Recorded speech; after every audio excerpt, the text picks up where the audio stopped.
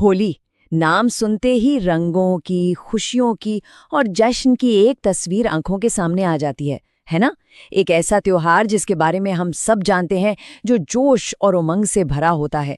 लेकिन क्या आप जानते हैं कि इस रंग बिरंगे जश्न से ठीक पहले 8 दिन ऐसे भी आते हैं जिन्हें लेकर कुछ सावधानियां बरतने की बात कही जाती है। एक ऐसा समय जिसे शुभ नहीं माना जाता। इसी को कहते हैं होलाष्टक। तो चलिए आज इसी के बारे में थोड़ा और जानते हैं। सबसे पहले तो यही समझते हैं कि आखिर ये 8 दिन आते कब है।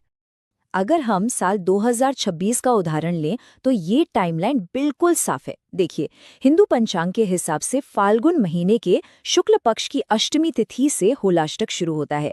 यानी 2026 में ये 24 फरवरी से शुरू होकर 3 मार्च तक चलेगा और फिर इसके ठीक अगले दिन 4 मार्च को हम सब मनाएंगे रंगों वाली होली। तो सवाल ये उठता है कि आखिर इन 8 दिनों को इतना खास या कहें कि थोड़ा सावधानी वाला क्यों माना जाता है? इसका जवाब हमें एक बहुत पुरानी कथा में मिलता है। ये कहानी है असुर राजा हिरण्यकश्यप और उसके अपने ही बेटे प्रहलाद की। हिरण्यकश्यप को अभिमान था और वो चाहता था कि दुनिया उसे ही भगवान माने। लेकिन उसका बेटा प्रहलाद भगवान विष्णु का बहुत बड़ा भक्त था।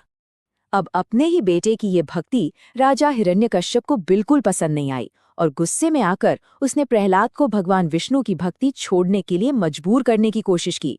और ये कोशिश पूरे 8 दिनों तक चली, जिसमें प्रहलाद को बहुत सारी कठोर यातनाएं दी गईं। लेकिन इतनी मुश्किलों के बावजूद भी प्रहलाद की आस्था जरा भी नहीं डगमगाई और यही वो 8 दिन थे जिन्हें आज हम होलाष्टक के रूप में याद करते हैं। एक तरह से ये भक्ति की एक बड़ी परीक्षा का समय था, जिसके बाद आखिर में अच्छाई की जीत हुई। और इस पूरी कथा का सार क्या है? वो ये है कि ये समय हमें संयम, भक्ति और थोड़ी सतर्कता रखना सिखाता है। अच्छा, तो अब जब हमने इसके पीछे की कहानी समझ ली है, तो ये भी देख लेते हैं कि आज के समय में इन परंपराओं का क्या मतलब है और लोग इन्हें कैसे मानते हैं। तो देखिए, इन 8 दिनों के दौरान कुछ खास कामों को करने से मना किया जाता है, जैसे कि शादी, गृह प्रवेश या कोई नया बिजनेस शुरू करना। इन सब को शुभ नहीं माना जाता। वहीं दूसरी ओर इस वक्त को भक्ति के लिए, पूजा पाठ के लिए और दान पुण्य के लिए बहुत ही अच्छा माना गया है। अब आप सोचेंगे कि ऐसा क्यों? इसके पीछे ज्योतिष से जुड़ी मान्यताएं हैं। माना जाता है कि इस दौरान कुछ ग्रहों की स्थिति ऐसी होती है जो मांगलिक कामों के लिए अच्छी नहीं होती। इसलिए ये समय आध्यात्मिक रूप से ज्यादा संवेदनशील होता है।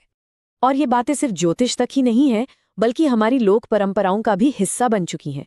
जैसे कई जगहों पर यह सलाह दी जाती है कि नई शादीशुदा बेटियों को इस दौरान अपने मायके में रहना चाहिए या फिर किसी अनजान व्यक्ति से कुछ लेने देने में थोड़ी सावधानी बरतनी चाहिए। ये सब एक तरह से नकारात्मक ऊर्जा से बचने के तरीके माने जाते हैं। तो इस सब का मतलब ये बिल्कुल नहीं है कि होलाष्टक से डरने की जरूरत है, बिल्कुल नहीं, बल्कि इसे एक अलग नजरिए से देखने की जरूरत है, एक गहरे उद्देश्य के साथ। इसे एक तरह की आध्यात्मिक यात्रा की तरह समझा जा सकता है, जो होली के भव्य जश्न तक ले जाती है। पहला कदम है आत्मनिरीक्षण, प्रहलाद की कहानी को याद करना। फिर आती है तैयारी, यानी पूजा पाठ से मन को साफ करना। और आखिर में जब ये 8 दिन पूरे होते हैं तो हम बुराई पर अच्छाई की जीत यानी होली का जश्न मनाने के लिए पूरी तरह तैयार होते हैं।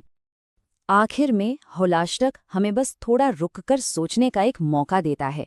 यह हमें सिखाता है कि कैसे भक्ति और संयम के बाद आने वाले उत्सव का मजा और भी गहरा हो जाता है। तो ये सवाल सोचना दिलचस्प है कि रंगों के त्योहार से ठीक पहले भक्ति का त्योहार कैसे मनाया जाए।